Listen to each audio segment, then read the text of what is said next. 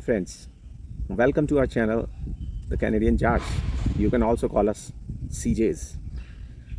Guys, आज की जो वीडियो है ये एक इन्फॉर्मेटिव वीडियो होगी और इसके साथ साथ हम कुछ अच्छे साइट के व्यूज़ भी आपको दिखाएंगे जो कि देहरादून शहर के होंगे. As you know, I live in Dehradun and I love this city. It's a very, very beautiful city. And today I'll show you some very beautiful sights of this city along with the information that I'm going to share. और जो information आज मैं share करने वाला हूँ वो उस process का इन्फॉर्मेशन होगा जो स्टार्ट होता है उस दिन से जिस दिन आपको पासपोर्ट रिक्वेस्ट आती है, यानी कि आपको पीपीआर रिसीव होती है. उस दिन से लेकर और आपके डे ऑफ ट्रैवल तक जो कुछ इस बीच में आपने प्रिपरेशन करनी होती है, जो डॉक्यूमेंटेशन होती है, जो सारा स्टेट ऑफ माइंड भी होती है इस सारी प्रोसेस में, वो मैं आपको अपने एक्सपीरियंसेस के हिसाब से शेयर करने वाला हूँ. So guys, let's get started.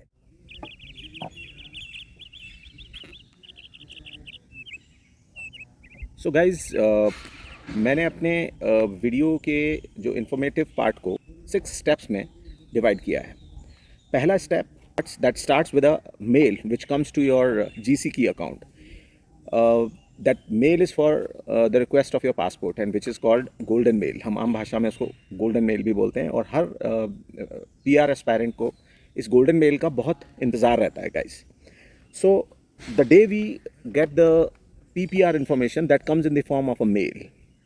Mail आने के बाद हमको जो इमीडिएट नेक्स्ट स्टेप है वो ये है कि एक पासपोर्ट सबमिशन के लिए वेब फॉर्म हमको रेज करना पड़ता है which we raise towards IRCC.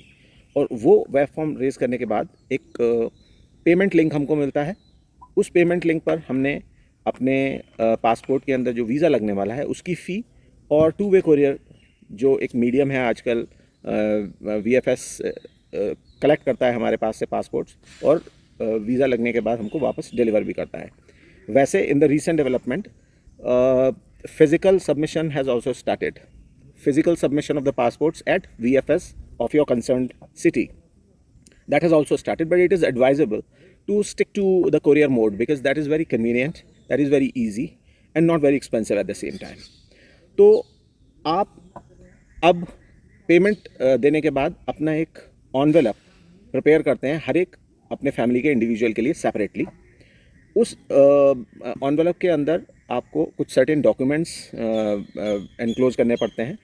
वो मैं आपको एज अ लिस्ट अभी बता देने वाला हूँ कि वो डॉक्यूमेंट्स क्या होते हैं. लेकिन उससे पहले जब आपने पेमेंट की होती है IRCC को या VFS को, जो पेमेंट आपने लिंक के द्वारा की है, उसके बाद आपको एक AWB जो कि एक यूनिक नंबर होता है हर एक एप्लीकेंट का सेपरेटली, वो आपके पास मेल से आता है. Now I will tell you the list of documents which you have to enclose in the envelope. उसमें सबसे पहला आएगा आपका वैलिड ओरिजिनल पासपोर्ट जिसकी वैलिडिटी 6 मंथ से ज़्यादा होनी चाहिए. Number 2, the payment receipt of two way courier as well as the fee which you have paid online for your visa. Number 3, photo copy of the passport, front and back का एक एक copy आपने उसके अंदर एनक्लोज करना है. उसके साथ 2 फोटोग्राफ्स ऑफ ईच इंडिविजुअल. ये जो फोटोग्राफ्स आप बनवाएंगे ये 50 mm इंटू 70 mm का प्रिसाइज साइज़ होना चाहिए. और उसके पीछे जहाँ से आपने फ़ोटो स्टूडियो या जहाँ से भी आपने क्लिक करा है वहाँ का address, name and telephone number का एक रबर स्टैम्प अप्लाई होना चाहिए at the back of the photograph. Then CIC से जो आपको PPR रिक्वेस्ट के लिए जो मेल आया था उस मेल की आपको एक फ़ोटो कॉपी निकालनी है, उसकी एक प्रिंट आउट निकालना है सेपरेटली. जितने भी मेंबर्स हैं सबके पास एक एक कॉपी आपको उनके एनवेलप में डालनी है.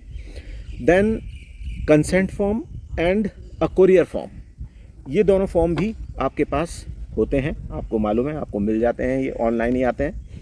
Then last thing is separate eye and height detail on a piece of paper. हर एप्लीकेंट का कितनी उसकी हाइट है और क्या उनका आइज़ का कलर है, इसका एक डिटेल बनाकर सारे एनवेलप सेपरेटली आपने बनाने हैं. कई लोगों को बहुत कन्फ्यूजन होता है, वो बोलते हैं कि जितने भी फैमिली मेम्बर्स हैं सबके डॉक्यूमेंट्स एक ही बड़े एनवेलप में डाल के वो सेंड कर दें. No, you have to make envelope with particular papers separately for each individual of your family. उसके ऊपर एनवेलप के टॉप में आपने AWB नंबर, जो कि एक यूनिक नंबर है, वो मेंशन करना है और वो आपने कोरियर मैन को देना है। And this is how your passport has gone for your final visa application. So guys, now comes the step number 2। अब मैं स्टेप नंबर 2 आपको बताऊं उससे पहले ज़रा जंगल का नज़ारा देख लिया जाए। और let me tell you guys, ये कोई अफ्रीका का जंगल नहीं है, ये देहरादून का FRI है। FRI is forest research institute and this is a very very iconic place, very beautiful and green, full of nature. तो आज हम यहाँ पे आए हुए हैं। Coming back to the point, step number 2 में आपका पासपोर्ट जब चला गया, आपका जो एनवेलप IRCC चला गया, तो स्टेप नंबर 2 में you will wait for around 15 days and you will get back your passport from IRCC with your visa applied in the passport. Along with that, you will get an additional document which is called COPR. COPR is nothing but confirmation of permanent residence. ये document आपको संभाल के रखना है अपने passport और अपने visa के साथ, हमेशा आपने सेफ एंड इंटैक्ट रखना है, क्योंकि ये डॉक्यूमेंट आपको तब तक काम आएगा, तब तक इसकी ज़रूरत पड़ेगी जब तक आप वहाँ के कनाडा के सिटीज़न नहीं बन जाते, और उसके बाद भी शायद आप उसको संभाल के रखें तो बेटर होगा। ये था स्टेप नंबर 2।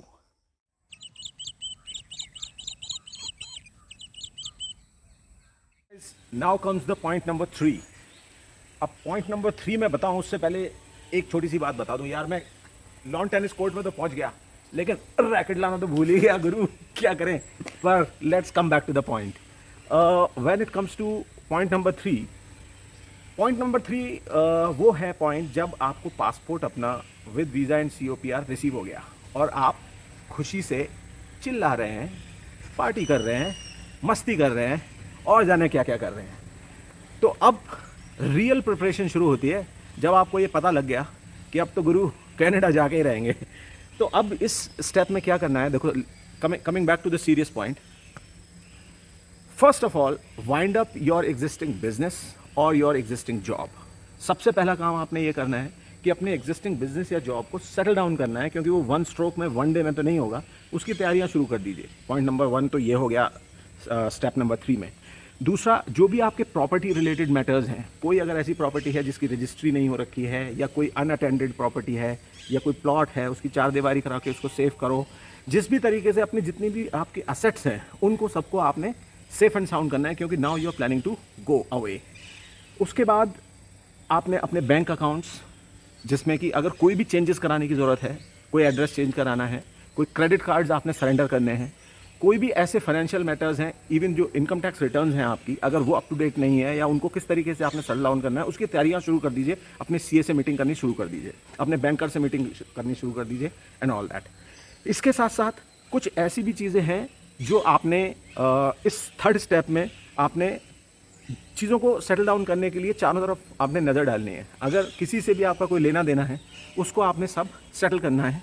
और ये जो थर्ड स्टेप है, ये आपका एक सीरियस डॉक्यूमेंटेशन वाला स्टेप है, जहाँ पर आपने अपनी सारी चीज़ों को जो कैरी ऑन करनी है उनको स्ट्रेंथन करो, और जो चीज़ ख़त्म करनी है उनको मिटिगेट करो।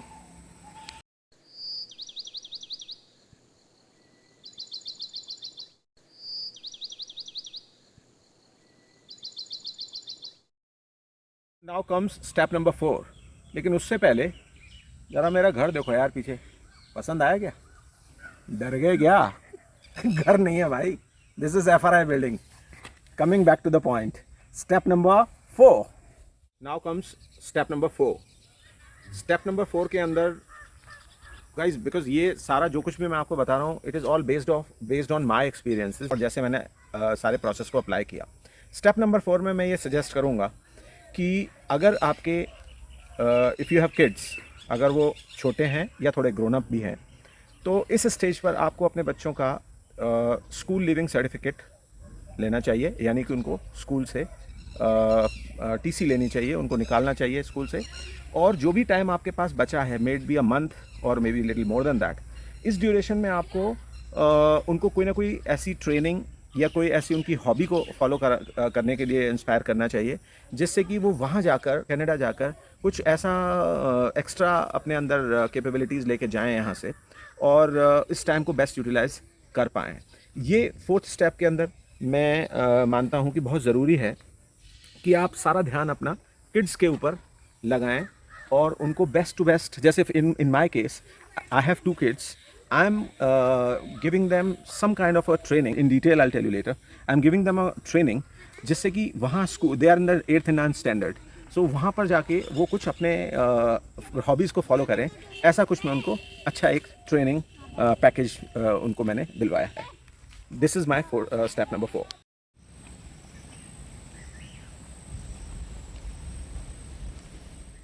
So guys now comes step number 5.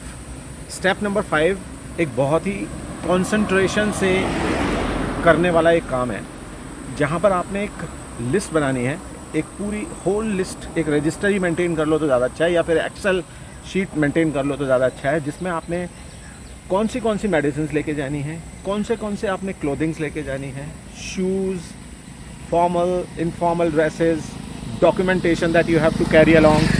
You have to make the list of whole lot of things that you are going to carry along with you when you are leaving from here. So guys, ये जो list बनाने की मैं बात कर रहा हूँ, इसके ऊपर मैं एक सेपरेट वीडियो आपको देना चाहूँगा, क्योंकि ये अपने आप में एक पूरा सब्जेक्ट है. क्या कुछ आपने लेके जाना है, ये एक बहुत बड़ी लिस्ट तैयार होगी. इसमें आपने अपने पूरे गृहस्थी को, या बोले तो अपने पूरे घर को कुछ 4 या 5 सूटकेसेस के अंदर पैक कर देना है और अपनी एक नई दुनिया बसानी है. तो वो बहुत केयरफुली करने वाला काम है. आप अपनी लिस्ट बनाइए. मुझसे अगर आपको कोई एडवाइस चाहिए तो you can write in the comments. I will give you the pertinent list of things and documents. हर चीज़ की मैं एक लिस्ट बना के आपको देना चाहूँगा, और उसको आप पूरे कंसंट्रेशन के साथ बनाएं.